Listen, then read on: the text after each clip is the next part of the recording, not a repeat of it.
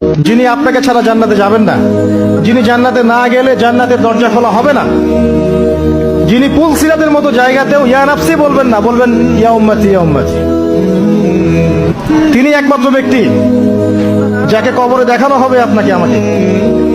তিনি একমাত্র ব্যক্তি যিনি অঝর নয় না আমাদের জন্য কেঁদেছেন রাতের বেলা আল্লাহর কাছে, যিনি হাউজে কাউসারে থাকবেন আমাদের জন্য, যেটা আমরা পানি পান করতে পারি। মরতে আমাকে হবে, আল্লাহ আমাকে ধরবেই, হিসেব আমাকে দেওয়া লাগবেই, কবরে আমাকে একাই যাওয়া লাগবে, আমাকে কিয়ামতের মাঠে দাঁড়াতে হবে আল্লাহর সামনে। মনে একটা ভয় কাজ করে, যদিও বাইরে মানুষ দেখায় যে কোনো ভয় নাই। সব হিসাব নিকাশ মিটানোর জায়গা দুনিয়া না। আল্লাহ পাক কিয়ামতের দিন বলে একটা দিন তো রেখেছেন। কে কতটুকু ভালো করলো, কতটুকু মন্দ করলো, কে অন্যায় করেছে, কে ঠিক করেছে, এটা হিসাব আল্লাহ করবেন। সব হিসাব এখানে হবে না, এজন্য মুসলিমরা হতাশ হয়ে যায়। এই দুনিয়াটা শুধু পরীক্ষা ক্ষেত্র।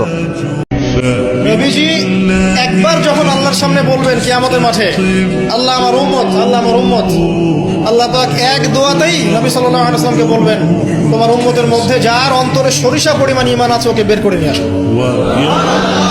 সেই মানুষের শান, তার মর্যাদা, তার চরিত্র নিয়ে কেউ যদি কথা বলে, কটূক্তি করে, তার অবস্থা পরকালে কি হবে চিন্তা করে। দুনিয়াতে হয়তো কিছু হবে না, হয়তো পার পেয়ে যাবে।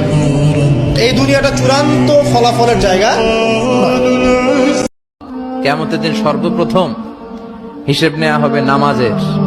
নামাজ, বিশ্বনবী ইন্তেকাল করবেন, রুহু বের হয়ে যাচ্ছে, দুই তিনটা শব্দ বললেন, এর মধ্যে একটা ছিল সালাত, সালাত, উম্মতেরা নামাজ, নামাজ। এবং নবী সাল্লাল্লাহু আলাইহি ওয়াসাল্লাম একটা হাদিসের মধ্যে বলেছেন যে তোমরা কি জানো কিয়ামতের মাঠে সবচেয়ে বড় মিসকিন কারা হবে?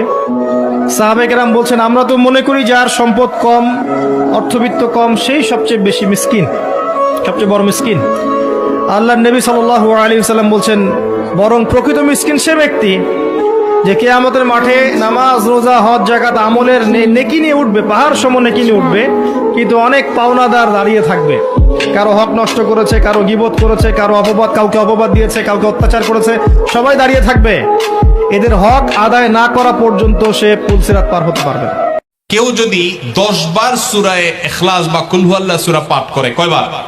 10 বার, রাতে দিনে যে কোনো সময় 10 বার যদি কেউ কুল হুয়াল্লাহ সূরা পাঠ করে, আল্লাহ নবী সাল্লাল্লাহু আলাইহি সাল্লামের হাদিসে ওয়াদা রয়েছে, আল্লাহ তাআলা ওই ব্যক্তির জন্য জান্নাতে একটা বিশাল প্রাসাদ নির্মাণ করবে। দুনিয়ার কোনো প্রাসাদ না ভাই, পামজমারার প্রাসাদ না ভাই, এটা কোনো দুবাই বা পৃথিবীর কোনো গুরুত্বপূর্ণ জায়গার লোভনীয় কোনো আকর্ষণীয় কোনো জায়গার প্রাসাদ না ভাই, জান্নাতের প্রাসাদ। দুনিয়ার প্রাসাদ রেখে চলে যেতে হবে, জান্নাতের প্রাসাদ যে একবার পেয়ে যাবে অনন্ত অসীমকাল পর্যন্ত আর তার সেখান থেকে বের হতে হবে না, তার থেকে ছুটবে না। আল্লাহ আমাদের সবাইকে ফজিলত অর্জন করার তৌফিক দান করুন, আমিন। যে কোনো অবস্থাতে আলহামদুলিল্লাহ, আলহামদুলিল্লাহ। ভাই কেমন আছেন? আলহামদুলিল্লাহ। ভাই পরিবার কেমন আছে? আলহামদুলিল্লাহ। ভাই চাকরি কেমন আছে, চলছে কেমন? আলহামদুলিল্লাহ। ব্যবসা কেমন? আলহামদুলিল্লাহ। এটা হচ্ছে সেই বান্দা নিদর্শন যার মনের মধ্যে আল্লাহর প্রতি ভক্তি শ্রদ্ধা আছে, যার মনের মধ্যে আল্লাহর নূর আছে। তার নিদর্শন হচ্ছে সে সব সময় শুকরিয়া আদায় করবে। দুনিয়াতে যত বাধা বিপত্তি আসুক, গাল মন্দ খান, গীবত তহমত খান, কষ্ট হোক, নির্যাতন হোক, একটা বিষয় মনের মধ্যে শান্তি দেয়। কি শান্তি? যে এই দুনিয়ার জীবনটা তো আর চিরস্থায়ী নয়, এটা তো আর সারা জীবন থাকবে না।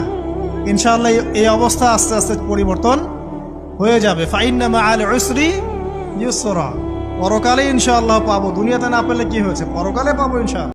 আমরা তো আল্লাহকে চিনি না, এই জন্য আমরা আল্লাহ পাকের ইবাদত করি না, আর আল্লাহ সম্পর্কে হতাশ হয়ে যাই।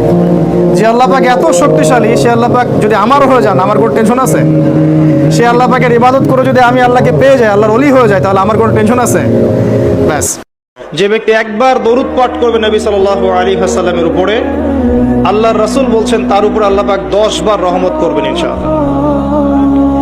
তার আমলনামা থেকে 10টা গুনাহ আল্লাহ মাফ করে দিবেন। শুধু তাই নয়, 10টা নেকি লেখা হবে এবং তার মর্যাদা 10 গুণ বাড়িয়ে দেওয়া হবে।